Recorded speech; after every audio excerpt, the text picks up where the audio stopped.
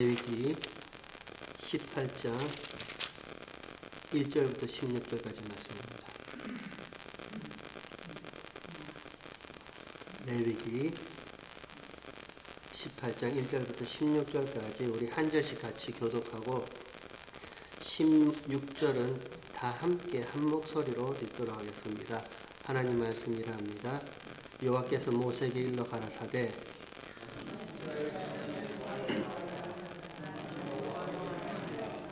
너희는 그 거하던 애굽 땅의 풍속을 쫓지 말며 내가 너희를 인도할 가나안 땅의 풍속과 규례도 행하지 말고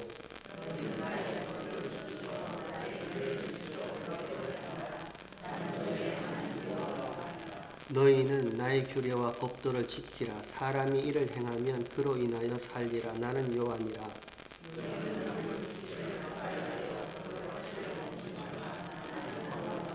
내 어미의 하체는 곧 내 아비의 하체니 너는 범치 말라. 그는 내 어미인즉 너는 그의 하체를 범치 말지니라.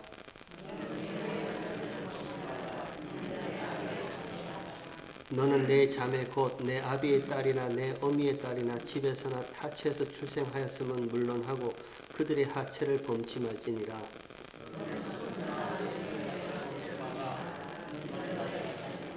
내 계모가 내 아비에게 낳은 딸은 내 누이니 너는 그 하체를 범치 말지니라.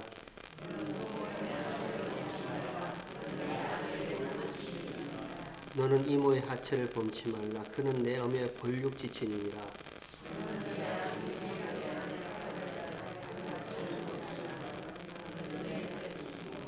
너는 자부의 하체를 범치 말라. 그는 내 아들의 아내니 그 하체를 범치 말지니라. 16절 함께 읽도록 하겠습니다.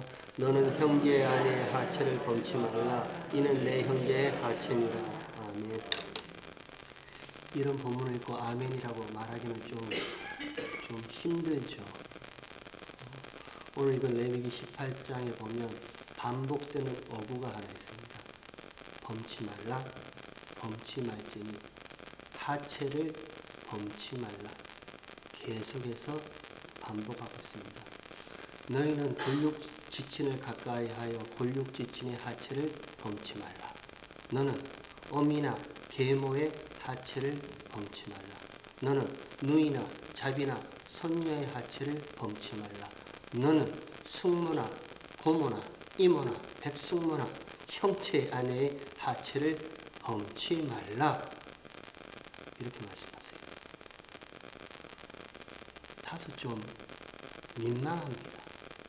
굳이 이런 내용까지 성경에 거룩하신 하나님의 말씀에 꼭 기록되어 있어야만 할까 의아스럽기도 합니다. 그러나 그때 그 당시에 주신 하나님의 말씀이 오늘날 저와 여러분에게도 동일하게 하시는 하나님의 말씀입니다. 그러면 우리는요, 그때 그 당시에 주셨던 하나님의 말씀이 오늘날 저와 여러분에게는 어떤 말씀으로 다가와야 하는지를 우리가 살펴봐야 합니다. 그래서요, 오늘 본문의 말씀은 레위기 17장과 연결해서 한번 살펴보도록 하겠습니다. 그래야 하나님이 무슨 말씀을 하시는지 우리가 알아들을 수가 있습니다. 레위기 17장은 그 시작이 이러했습니다. 하나님께서 모세를 불러 말씀하십니다. 너는 가서 아론과 그 아들들과 이스라엘의 모든 자손에게 여호와의 명령이 이러하다라고 전하랍니다. 이것이 하나님의 명령이야 라고 가서 전하랍니다. 그 명령은요, 무릇 이스라엘 집에 누구든지 진 밖에서나 진 안에서나 소나 어린 양이라 염소를 잡거든 먼저 회막문으로 끌고 오라 하죠. 무릇 누구든지 어떤 사람이든지 소나 어린 양이나 염소 제물이죠. 하나님께 드리는 제물을 잡거든 먼저 반드시 회막문 앞에 끌고 와서 여호와의 장막 앞에서 그것을 잡으라 합니다. 경륜이라고 했습니다. 반드시 지나와야 할 것, 통과해야 할 것, 어떤 재물이든지요, 어떤 피 흘림이든지 반드시 먼저 회막을 경유해야 되고 장막을 경유해야 되고 성막을 통과해야 한다. 그래야 하나님이 받으신다. 그렇지 아니하면요, 회막을 경유하지 아니하는 그 재물, 그 피는요, 자기를 위한 피, 자기를 위한 재물, 자기 자랑, 자기 영광, 자기 의, 그래서 그것 하나님이 받지 아니하시겠다 이렇게 얘기하십니다. 그걸 두고 레위기 17장 17절에서는 전에 너희가 음란히 섬기던 수염소라 이렇게 얘기했습니다. 딱 한 어구로 그걸 정리해버립니다. 전에 음란히 섬기던 수염소, 우상이라 했습니다. 우상이에요. 여러분, 우리가 뭐 우상 하니까 뭐 대단한 것 같지만요, 아니요. 나를 위한 모든 것이 다 우상입니다. 그 어떤 것이든지요, 그것이 나를 향한 것이면 그 무엇이든 그 어떤 것이든 그것은 저와 여러분에게 우상이 됩니다.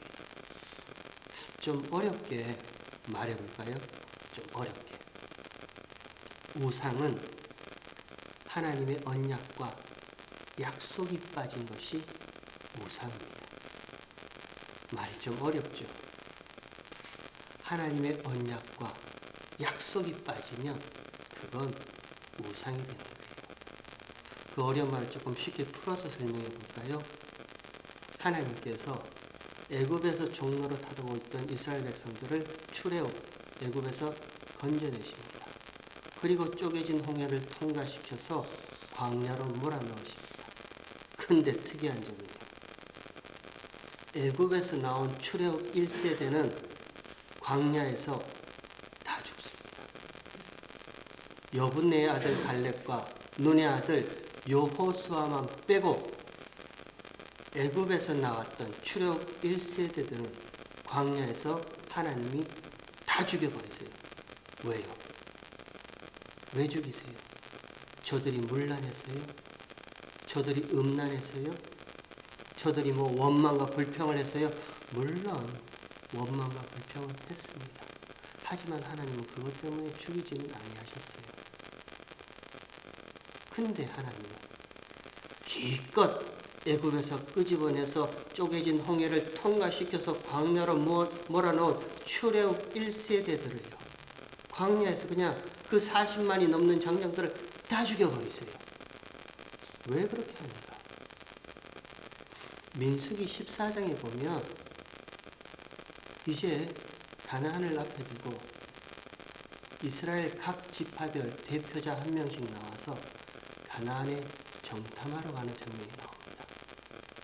저기 가나안 약속의 땅을 눈앞에 두고요, 각 지파별로 한 명씩 대표들이 나와서 저 땅이 어떠한가 우리 가서 한번 살펴보자. 그래서 정탐을 하고 옵니다. 그리고 정탐을 하고 와서 보고를 합니다. 그 땅의 모습이 그래 맞아, 정말 하나님이 말씀하신 대로 젖과 꿀이 흐르는 땅 맞아. 농작물이 너무너무 풍성해. 그 땅에 포도송이도 얼마나 큰지, 그들이 나올 때 포도송이 하나 뭐라 그러죠? 한 그룹? 한 송이 들고 나오죠. 그 포도송이가 얼마나 무거운지 장정 두 사람이 어깨에 메고 끙끙거리면서 거봉포도가 맞을 거예요. 그죠? 샤인머스킷이나 뭐 그런 거 맞을 거예요. 얼마나 큰지 그걸 끙끙거리면서 들고 나옵니다. 그리고 정말 너무너무 좋더라 이렇게 얘기합니다. 하지만 그 다음에 한 얘기가, 그 가나안 땅에 거하던 가나안 거민들은 네피림 후손이라, 아낙 자손이라, 대장부들이라, 그들 앞에 서니 우리는 메뚜기 같더라, 도저히 이길 수가 없다 이렇게 얘기해요. 그러나 여분의 아들 그 갈렙과 눈의 아들 여호수아는요, 그래 맞다. 그 땅의 거민들이 네피림 자손이고 또 무슨 대장부고 뭐 아낙 자손들처럼 굉장히 큰 그런 자손들 맞다. 그 앞에 우리는 메뚜기 같은 자손들 맞다. 그러나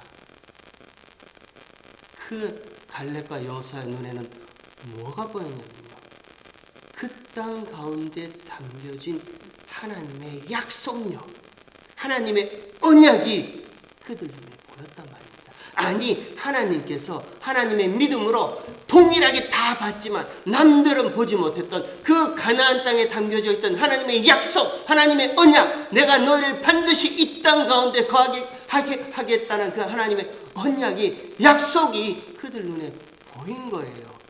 그러니까 그들은요, 맞아, 우리는 그 대장부 앞에, 그 거인들 앞에 메뚜기 같은 존재들 맞아, 우리는 도저히 이길 수 없는 존재들 맞아. 그러나 약속하신 하나님이 우리와 함께 하시니, 하나님의 언약이 우리와 함께 하시니 그들은 우리의 밥이라, 가서 진격하고 멸하자, 쳐부수자, 올라가는 거예요. 그렇게 올라가는 거예요. 하나님의 약속이 빠지면요, 하나님의 언약이 보이지 아니하면 거기에 남는 것은 나의 소망, 나의 희망, 나의 기대, 나의 욕심, 나의 원망, 나의 욕망요. 그리고 그 욕망을 이룰 수 없는 나, 그 욕심을 채울 수 없는 나, 그러니 누구든지 이 욕심과 욕망을 채워주는 자가 있으면 누구라도 좋으니까 나 좀 도와줘, 비나이다 비나이다. 그게 우상이란 말입니다. 어디든지 무엇이든지요, 어떤 것에든지요, 하나님의 약속이 빠져버리면, 저와 여러분 눈에 하나님의 언약이 보이지 아니하면요, 거기에 남는 것은 나의 욕심밖에 없어요. 내 희망과 내 소망과 내 기대밖에 없단 말입니다. 이루고 싶은, 취하고 싶은, 가지고 싶은 내 욕망밖에 없어요. 그러나 그것을 이룰 수 없는 나예요. 그걸 가질 수 없는 내 초라한 모습밖에 보이지 않아요. 그러니까 저기 바위에 가서 빌고, 나무 앞에 가서 빌고, 누구라도 빌고 싶은 거예요. 제발 내 것으로 좀 만들어 달라는, 그건요, 그 우상이란 말입니다. 그 우상을 레위기 17장에서는 전에 음란히 섬기던 수염소 이렇게 말해버리는 거예요. 그리고 나서요, 그 다음에는 이 17장에 기록된 전에 음란히 섬기던 수염소를 이제는 18장에 와서는요, 하나님께서 두 가지로 딱 나누어 쪼개서 설명해 주세요. 전에 음란히 섬기던 수염소, 그게 자 이런 모습이야? 라고 18장에 가서 하나님이 딱 두 가지로 나눠버리세요. 그 두 가지로 나눈 것이 18장 3절을 한번 보십시오. 3절에 보면 너희는 그 거하던 애굽 땅의 풍속을 쫓지 말며, 애굽 땅의 풍속입니다. 전에 거하던 애굽 땅의 풍속, 그리고 내가 너희를 인도할 가나안 땅의 풍속과 교례도 행하지 말라, 이렇게 합니다. 이렇게 나눠버리세요. 전에 음란히 섬기던 수염소요, 우상요, 자기를 위한 피 흘림요, 자기를 위한 재물요, 누구든지 회막을 경유하지 아니하고 흘린 피, 흘린 재물은 다 자기를 위한 거야, 그 얘기를 하시다가 그 음란히 섬기던 수염소의 그 이야기를 이제는 18장에 와서 그거 너희가 전에 애굽에서 거하던 그 애굽의 풍속이 그 모습인 거야. 그리고 다시요, 내가 너희를 인도할 가나안, 그 가나안 땅에 원래 있던 가나안 거민들의 풍속도 그 모습인 거야 라고 두 가지로 딱 나눠버리시는 거예요. 그리고 나서요, 애굽의 풍속도 가나안의 풍속도 그 풍속의 내용은 이러하다라고 6절로부터 하나님이 쫙 펼쳐버리시는 것이 6절 이하의 내용인 거예요. 너희는 골육지친을 가까이 하여 그 골육지친의 하체를 범하지 마. 너희는 너희 어미나 계모의 하체를 범하지 마. 너희는 자매나 손녀나 누이의 하체를 범하지 마. 너희는 고모나 이모나 백숙모나 형제 아내의 하체를 범하지 마. 그 내용인 거예요. 하체를 범한다는 그 이야기가요.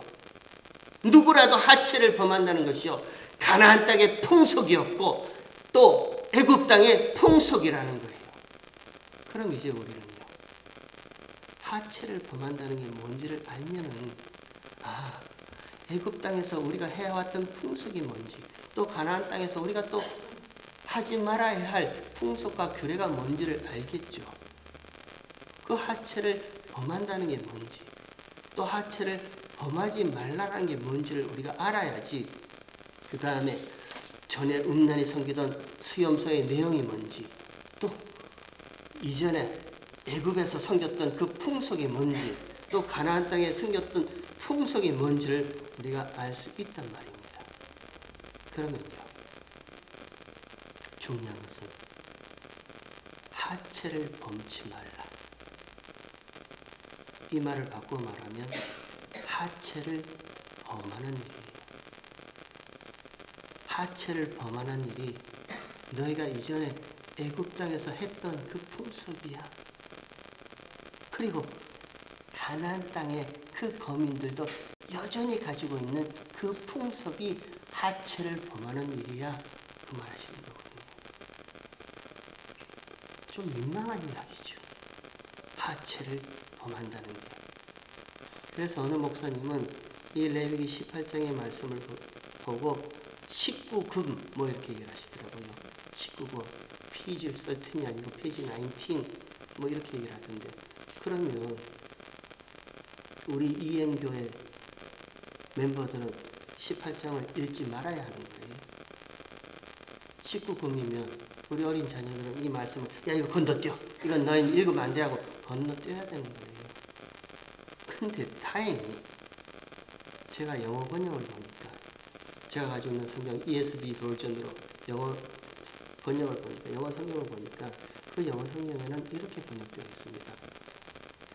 You shall not uncover the nakedness. 이렇게 번역되어 있어요. 전혀 다른 의미예요. 우리는 하체를 범치 말라 하니까 무슨 100% 그냥 무슨 성적인 이런 이야기 있죠. 무슨 뭐 음란한 것, 문란한 것, 도덕적으로 어떻게 뭐 인간의 거죽을 쓰고 어미와 계모의 하체를 이 정도로만 우리는 생각을 해요. 그러니까 이게 민망한 이야기가 되는 거예요. 근데 영어 번역에 보니까 영어 번역은요. You shall not uncover the nakedness라고 되어 있어요. nakedness가 뭐예요? 벌거벗음이죠. 수치죠. 그 벌거벗음 수치를 uncover해요. 커버된 것을 덜쳐낸다는 거예요. 벌거벗음과 수치를 덜쳐내지 마. 그거를 보이게 하지 마. 이런 말인 거예요. 원문 그대로 번역된 겁니다. 원문 그대로도 보면요. 하체라는 단어가 없어요. 그냥 벌거벗은 수치예요. 그걸 한국말은 하체라고 이렇게 번역되어 있고요. 범하다는 말도 없어요. 그냥 그 말의 의미는요. 커버를 uncover 한다. 이런 뜻이에요. 그럼 우리가 조금 더 여기서 기억을 한번 더듬어 볼까요? 성경에서 벌거벗은 하체를 한번 이렇게 가려진 적도 있고 또 그 벌거벗은 하체를 보고 막 조롱하고 들춰내고 희적거리고 떠들어댄 그런 사건이 하나 있죠. 노아 홍수에 창세기 9장에 노아 때 그 이야기가 있죠. 그 하체라고 번역된 에르마라는 원어가요. 히브리 원어가 딱 거기서부터 시작됐습니다. 맨 먼저 사용한 에르바라는 그 단어가 딱 창세기 9장 노아의 그 이야기에 딱 먼저 시작하고 있는 거예요. 그럼 한번 가서 찾아볼까요? 창세기 9장 가까우니까 가서 한번 찾아보세요. 창세기 9장에 한번 보도록 하겠습니다. 창세기 9장 18절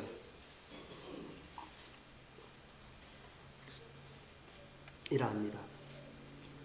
방주에서 나온 노아의 아들들은 셈과 함과 야벳이며 함은 가나안의 아비라. 이렇게 시작합니다. 참 독특하죠. 아들 이름만 셈과 함과 야벳이라 이렇게 해도 되는데 그 뒤에다 성경은 함은 가나안의 아비라라고 마치 사족같이 설명같이 턱하니 붙여놓습니다. 요 가나안이 누구라고요? 누구의 조상이라고요? 가나안 족속의 조상입니다. 사족같이 이렇게 붙여놓습니다. 이제 노아 홍수가 끝이 났습니다. 그리고 그 비가 그치고 물이 다 없어지고 땅이 뽀송뽀송하게 마른 그 다음의 이야기예요. 그렇게 됐습니다. 19절에 노아의 이 세 아들로 쫓아 백성이 온 땅에 퍼지니라. 그리고 20절에 노아가 농업을 시작하여 포도나무를 심었더니 포도주를 마시고 취하여 그 장막 안에서 벌거벗은지라 라고 이렇게 연결되어 있습니다. 노아가 포도나무를 심었습니다. 그리고 포도주를 마셨다라고 되어 있습니다. 그 포도주라는 단어 앞에는요 전치사가 하나 붙어 있어요. 그 전치사의 뜻은요, 의미는요, 전에부터 내려오던 뭐 이런 뜻이에요. 전에부터 계속되던, 전에부터 마셔왔던 포도주죠. 노아에게는 익숙한 포도주였어요.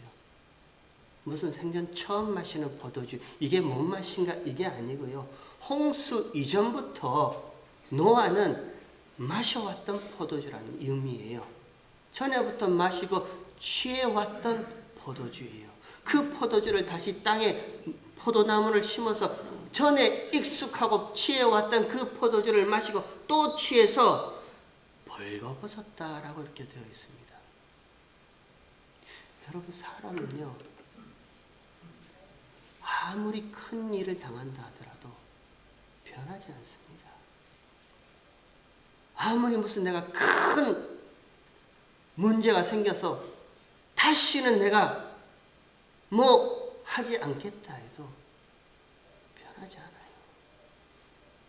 내 손마디 마디마디를 다 잘라내고 마디마디를 다 꺾어내더라도요, 전에 익숙했던 그 죄의 습관은 절대 버릴 수 없어요. 죄란 것이 그렇게 무서운 겁니다. 저와 여러분이 이 육신의 몸에 붙어있는 이 죄란 것이요, 그리 지독스럽고 무서운 거예요. 여러분 한번 생각해 보세요. 노아가 뭘 경험했어요? 사람의 죄악이 세상에 관영한 것, 그 마음의 생각이 항상 악할 것임을 보시고 하나님께서 이 땅에 사람 지으심을 한탄하시고요, 땅에 기식하는 모든 것을 다 물로 심판해 버리시겠다고 말씀하셨잖아요. 그리고 그 말씀대로 하나님의 심판의 저주의 비가 이 땅에 쏟아졌단 말입니다. 그러나 노아는 은혜를 입었어요. 그리고 노아는요, 방주 가운데 대신 방주가 그 심판의 비를 맞았고요, 노아는 그 심판을 면했어요. 무시무시한 하나님의 그 심판을 노아가 경험했단 말입니다. 그런데 이제는 방주에서 나오자마자 물이 다 마르고 그 땅이 뽀송뽀송해지자마자 전에 심었던 그 포도나무를 또 심고요, 전에 익숙하고 전에 마셔왔던 그 포도주를 마시고 취하는 거예요. 어찌할 수가 없어요. 하나님의 은혜 아니면, 하나님이 고쳐주심 아니면요, 저와 여러분 아무리 결심하고 결단하고 아무리 이 이빨로 피를 뽑아서 혈서를 쓴다 하더라도 조금만 먹고 살만 하면요, 조금만 편하면 다시 이 죄의 본성이 내 밖으로 뿌럭뿌럭 나올 수밖에 없는 게 죄의 지배함입니다. 그게 노아의 모습이에요. 전에 익숙하던 포도주를 마시고 취하여 벌거벗었습니다. 그리고 나서요, 그 다음에 22절에 가나안의 아비 함이 그 아비의 하체, 똑같은 단어입니다.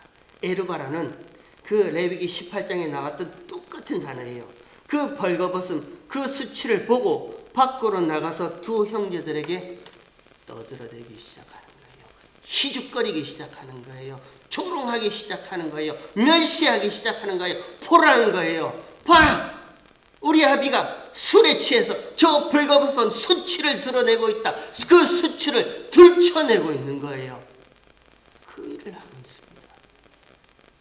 그러나요, 23절에 셈과 야벳은 옷을 취하여 자기들의 어깨에 메고 뒷걸음질 쳐 들어가서 그 아비의 하체를 덮었으며 그 얼굴을 돌이키고 그 아비의 하체를 보지 아니하였다. 그 벌거벗음을 덮었습니다. Covered the naked Israel. 여러분, 이게 세상의 모습입니다. 세상은요, 자꾸 들춰내요. 인간의 죄악된 본성은요, 자꾸 들춰낼 수밖에 없습니다. 왜요? 그래야 내가 의롭게 됩니다. 의인은 없나니 하나도 없습니다. 그럼에도 불구하고요, 죄인들은요, 죄인의 습성은요, 의롭지 아니하면서도 다른 이들의 허물, 수치, 부끄러움, 실패, 모든 것들을 다 들춰내야지, 까발려야지요. 뭔가 수근거리고 희죽거리고 조롱해야지 내가 마치 의로운 존재처럼요. 그 앞에서 상대적으로 내가 마치 괜찮은 존재처럼 그렇게 드러내는 거예요. 그게 애굽의 풍속이었단 말입니다. 애굽 사람들이 살던 풍속이고, 그게 가나안의 풍속이고, 그게 세상의 풍속이고, 지금도 그 죄악된 풍속은 여전히 저와 여러분 가운데 있는 거예요. 자꾸 들춰내요. 조금만 티만 있으면, 조금만 허물만 있으면요, 조금만 누가 실패했다, 부끄러운 일 당했다, 무슨 뭐 나쁜 일이 있다, 얼마나 빠르게 들춰내는지 몰라요. 그 입이 무슨 쏜 화살같이 빠르다면서요. 그게 가나안의 아비 함이 한 일이란 말입니다. 그 아비의 벌거벗은 수치 하체를 보고요, 그냥 다 들춰내서 까발리고 있는 거예요. 그게 세상의 모습입니다. 그러나 셈과 야벳은요, 어떻게 했어요? 덮어준 거예요. 감히 똑바로 들어가지도 못하고 뒷걸음질 쳐서 그 옷을 어깨에 메고 뒷걸음질 쳐서 그 벌거벗은 수치와 그 부끄러움을 덮어주는 거예요. 여러분, 그게 방주 아닙니까? 그게 방주 모습 아니에요? 하나님께서 사람의 죄악이 세상에 환영한가 그 마음과 생각이 항상 악할 것임을 보시고 나 다 쓸어버릴 거야, 다 죽여버릴 거야, 진노의 비를 쏟아붓잖아요. 그러나 노아는 은혜를 입었더라라고 성경이 기록하고 있잖아요. 노아가 어떤 은혜를 입었는데요? 노아가 입은 은혜가 뭔데요? 하나님의 저주의 심판의 비에 노아는요, 방주 안에 들어가는 은혜를 입잖아요. 방주가 대신 맞는 은혜를 입잖아요. 아니, 더 솔직하게 얘기를 하면 노아도 허물이 있고 노아도 죄가 있단 말입니다. 그러나 방주가 그 노아의 허물과 죄를 덮어주는 은혜를 입었잖아요. 똑같은 거예요. 셈과 야벳은요, 그 덮어줌의 은혜가 뭔지를 아니까 옷을 들고 감히 아비의 하체를 보지도 못하고 뒷걸음질 쳐서 덮어주는 거예요. 세상 가운데 교회의 모습이 이러해야 된다고 생각합니다. 교회는요, 이러해야 된다고 생각해요. 성도는 덮어줌의 은혜를 받았잖아요. 우리가 뭐 자격이 있어서 나왔어요? 뭐 잘나서 나왔어요? 율법 다 지켜서 하나님 앞에 의롭다 해서 나왔어요? 아니잖아요. 지금도 나도 모르게 이 육신 가운데 불쑥불쑥 솟아오는 죄의 찌키들이 있잖아요. 수군거리고 싶고 비방하고 싶고요. 여러분, 억울하지 아니하세요? 왜 나만 당해야 돼요? 왜 나만 모함 받아야 돼요? 나의 정당함도 내가 말하고 싶잖아요. 누군가 나에 대해서 나쁘게 얘기를 하면 나도 그렇지 않다라고 그 사람의 허물을 다 들춰내서 얘기하고 싶은 마음이 있잖아요. 왜 나만 손해봐야 돼요? 그게 맞잖아요. 그래야 정당하잖아요. 근데 성도는요, 교회는 그럼에도 불구하고 하나님께서 예수의 피로 덮어주셨단 말입니다. 덮어주시면 은혜가 우리가 뭔지를 안단 말입니다. 그러니까 샘과 야벳같이요, 그냥 그 허물을 덮어주는 거예요. 그게 교회의 모습 아니에요. 근데 왜 교회까지 와서 누가 나의 허물을 덜칠까봐, 누가 나의 실수를 지적질할까봐 그게 마음이 늘상 두근두근하고, 그러면 우리는 잘못한 거죠. 정말 잘못한 겁니다. 교회로 모였다면서요. 예수의 피로 값주고 사신 하나님의 교회라면서요. 그리고 우리가 그 피로 구원 얻은 하나님의 거룩한 성도라면서요. 우리 이재걸 목사님 아까 기도하실 때 그 기도하셨잖아요. 예수의 피로 덮어서 거룩할 수 없는 내가 거룩함을 덧입어서 하나님 앞에 나왔으니 하나님 이런 우리를 받아주세요. 우리 아까 그렇게 기도했잖아요. 하나님이 덮어주지 아니하셨다면요. 하나님께서 그 덮은 것을 확 벗겨버리신다면요. 우리는 어찌할 뻔했겠습니까? 여러분 그렇지 않아요? 세상은 지금도 하나님이 붙잡고 계세요. 그 바다가 경계를 넘지 아니하고요. 그 산이 무너지지 아니하고요. 이 땅이 뒤틀리지 아니하고요. 그 하늘의 별들이 총단같이 이 땅으로 쏟아지지 아니하는 것은요. 지금도 하나님께서 그 세상 우주 모든 만물을 그 손에 오롯이 붙잡고 유지하고 계시는 거예요. 그게 창조 질서란 말입니다. 하나님이 그렇게 붙잡고 계세요. 왜요? 하나님이 왜 붙잡고 계시는데요? 지금도 이 노아 시대보다 훨씬 더 사람의 죄악이 세상에 관영해요. 그 마음의 생각이 이전보다 훨씬 더 악하단 말입니다. 그럼에도 불구하고 하나님께서는요, 이 세상 모든 만물을 하나님께서 섭리하심으로 붙잡고 계세요. 왜요? 왜 붙잡고 계실까요? 구원하시고자 하는 자는 끝까지 다 구원하실 때까지 하나님이 참고 계시는 거예요. 저와 여러분이 거룩한 하나님의 자녀로 그 구원이 완성되는 그날까지는 지금 이 모습 이대로 하나님 나라에 들어간다 어림없는 일입니다. 어림없어요. 저와 여러분은 견뎌낼 수가 없어요. 그러니까 하나님은 저와 여러분이 그 구원이 완성되는 그날까지 하나라도 하나님의 백성을 잃어버리지 않게 하시기 위해서요. 그 모든 구원이 이루어지는 그날까지 지금도 하나님은 이 세상의 죄악의 관영함과 이 세상에 항상 악한 것을 하나님 이렇게 덮어주고 계시는 거예요. 뭔 세상 사람들이 지가 잘났다고 살고 그 하나님의 덮어주면 은혜를 모르니까 자기들 잘났다고 그렇게 사는 거예요. 아니에요. 그렇지 않습니다. 성도는 알죠. 십자가의 피로 덮어줌의 은혜가 뭔지를 아는 구원받은 성도는 그 덮어줌의 은혜가 뭔지를 안단 말입니다. 그러니까 분하지만 억울하지만 나도 내 입밖을 확 다 토설해버리고 싶고 시시비비를 가리고 싶은 마음이 꿀뚝 같지만 그럼에도 불구하고 그냥 그렇게 지나가는 거예요. 저도 억울한 일 없을 것 같아요. 저도 많아요. 애매모호한 받는 일 없을 것 같아요. 저도 많아요. 저의 장점 중에 하나가 모든 것을 다 기록하고 있다는 거예요. 확 펼쳐서 시시비비를 가려봐요. 그래서 뭐가 남는데요? 아니죠. 하나님 앞에서요. 하나님, 이런 나 같은 존재도 누구보다도 제가 저를 잘 알잖아요. 살아온 인생을 아니까. 이런 인생 가운데도 피로 덮어주셨고 지금도 덮어주고 계시니 이렇게라도 하나님께서 세워주시니 그 은혜가 참 감사합니다. 내가 뭔데 다른 이들의 허물을 들춰내고 그 하체를 범하는 일을 내가 뭔데 할 수 있겠습니까? 여러분 그게 성도의 모습이고 교회의 모습이잖아요. 이렇게 한번 정리해 볼게요. 이스라엘 백성들은 지금 시내산 아래에 있습니다. 쪼개진 그 홍해를 나와서 시내산 아래에 있습니다.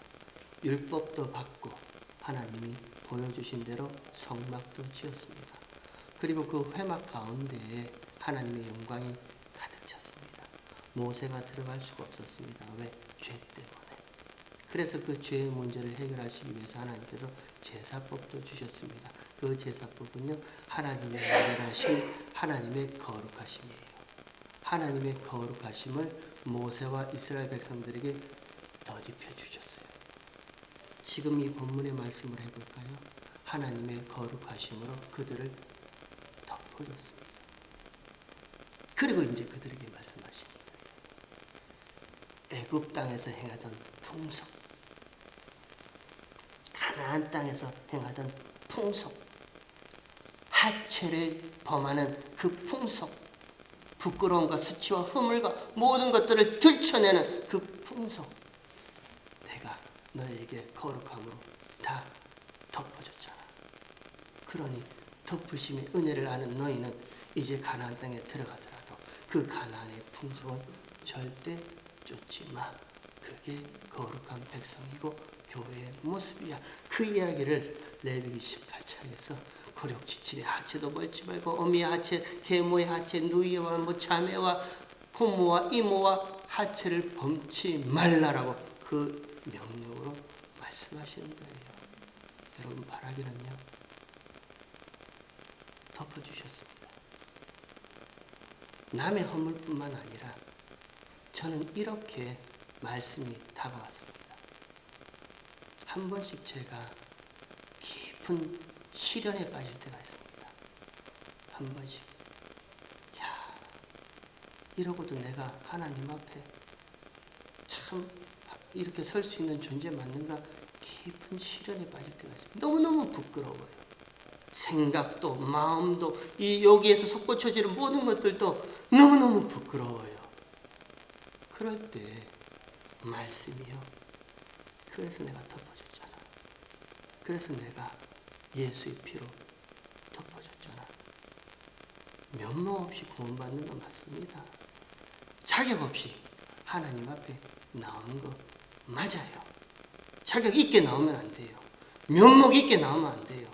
면목 없이 자격이 없지만 그래도 예수의 피로 덮어주셨기 때문에 저와 여러분은 하나님 앞에 나와서 예배 드릴 수 있는 하나님의 백성들이라는 것을 잊지 마시고요. 여러분들도 한 번씩 이런 내 자신이 이것밖에 안 되는 내가 하나님 위해서 뭘 할 수 있을까? 교회를 위해서 뭘 할 수 있을까? 앞으로 내가 뭘 할 수 있을까? 그래요. 할 수 없어요. 하지만 하나님의 약속이 저와 여러분이 함께 있다니까요.